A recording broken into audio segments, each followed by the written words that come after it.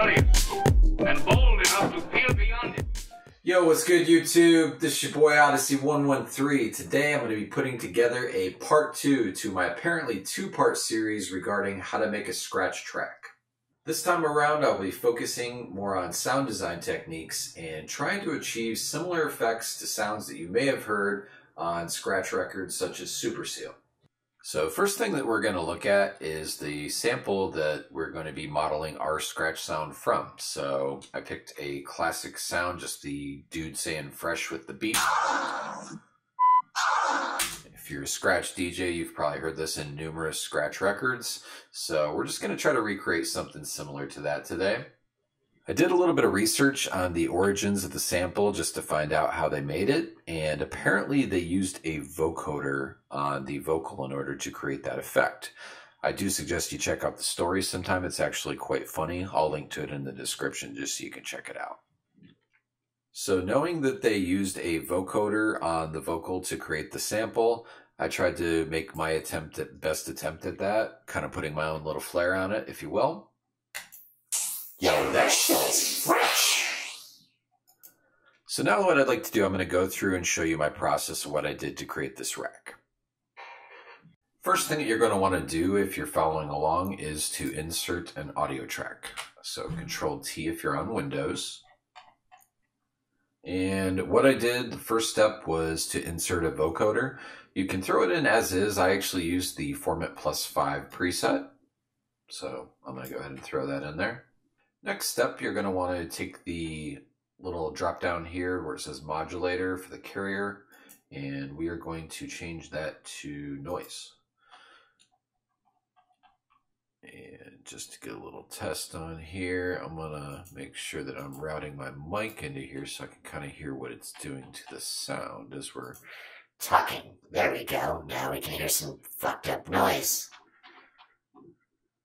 And I believe I had these set to about 16 bands is what I settled on. You can kind of draw in your own little frequency spectrum of what you wanted to follow here for the bands. And then I like to play with the depth just a little bit. Sometimes that might be fun to oscillate that. So I'll turn this off for a second so you can understand me. And let's go ahead and throw in a Max for Live device. I like the LFO device a lot. So we're going to go ahead and throw that in here. Now, if you're not familiar with the LFO device, basically you can click on map and you can map a number of things from the Ableton plugins. So I'm going to go ahead and click map first, and let's map that to the depth. So as you can see by default, it's got a crazy depth going on there back and forth. So we are going to go ahead and alter that. So to change the setting on the LFO device, you're going to want to click this little box down here. And it's going to open up. You're going to see 0%, 100%. So I'm going to want this probably closer to like 30 or something like that. Let's dial this back on the top end, so you can kind of see where it's going there if you look right over here. And let's go ahead and give it a little test and see what it's doing to the sound. Okay, so that's kind of cool. I might leave that mapped or I might take that off. Let's go ahead and test a few things here first. So the other thing you might want to map, I think I'm going to actually map the formants to this. So I'm going to go ahead and click map. Click on formants. As you can see, we got a drastic formant change that's going to be going on unless we alter this. Let's go something like about 10% spread or something off the bat, pretty close. Okay, let's see how this sounds. Okay, so now we got a kind of a sweeping effect going on the voice. Kind of fresh, we're getting there. I think the other thing that we might want to change would be the release time, just to give it a little less release so it has a little bit more touching on that effect and it kind of carries the white noise as we're talking into the microphone. And maybe I'll reduce the attack just a little bit, try to find a nice happy spot with that. The one thing that I was hearing in that I do kind of want to adjust is I do want to adjust the levels that I got going on with this depth right here. I don't really want quite as much action going on there. I'm going to turn it back a little bit. In fact, I didn't even add this on my original patch, but we're just freeballing it now, so let's keep going. Okay, test. This is fresh. This is fresh. This is fresh. This is fresh. This is fresh. Okay. Okay, so that sounds pretty good. I'm pretty content with where that's at right now. The one thing I do want to add is I just want to throw on a glue compressor here and a little bit of limiting on this. And for this, let's just dial this in until we start seeing it to push it back. Hello, test, test, test, test, test. Get it up. Okay, so we got maybe 5 dB, 5 to 10 dB of gain reduction. Let's pump this makeup up a bit. Get a little louder on this. Test this with this so we can kind of hear what's going on. This is fresh. Yo, this shit is fresh. Fresh. Yes, fresh, man. Shit, fresh. Okay, we're gonna go ahead and group these together with Control G. That's Control G. Control G.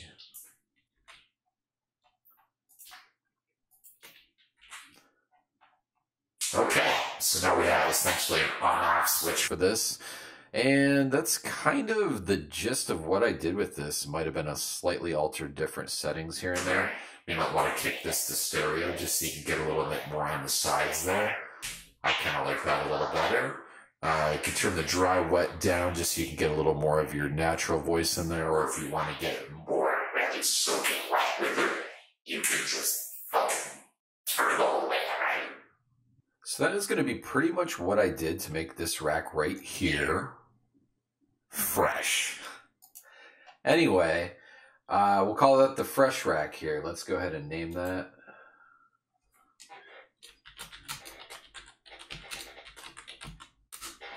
Okay, so we have a fresh rack now. So the other part that I did want to kind of break into was going to be kind of where he made the beep. And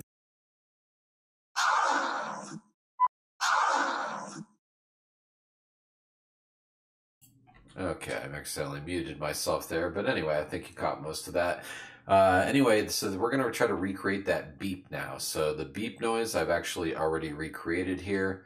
I'll just kind of give you an example so you can hear what I've made so far. So this is actually just what I put together with Operator. Just a little beep. I didn't really do too much with it.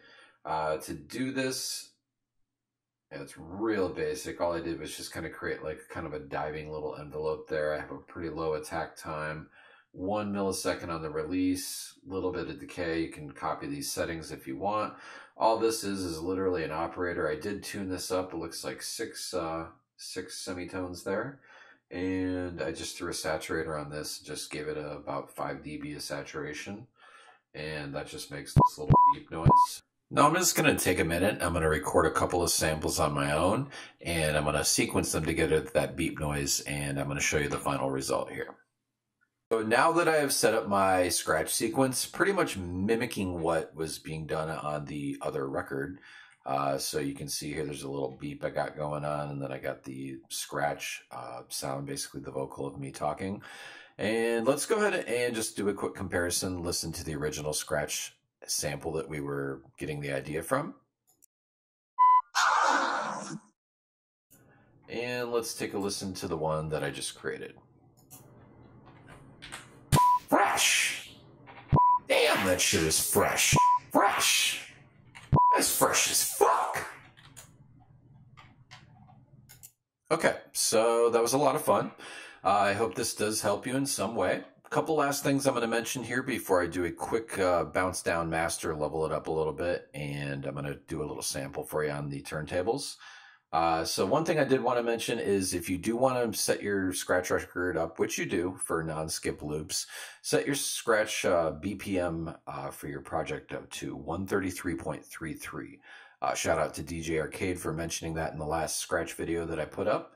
It seems that I guess what that does is that basically puts each scratch loop on a 1 bar measure. So basically each rotation on the turntable is 1 bar in Ableton. One thing I did want to mention is feel free to run with this idea, add anything else that you would like to it, you know, add a flanger, maybe an EQ, stuff like that. You never really know what else you could get out of this.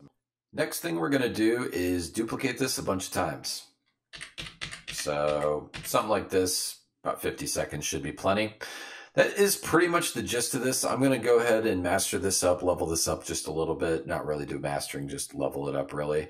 I do hope you enjoyed my videos. If they did help you, please like, subscribe, comment. If there's something I could do better, if there's something you want me to maybe cover in another topic, please let me know. I appreciate you watching, and until next time, stay fresh.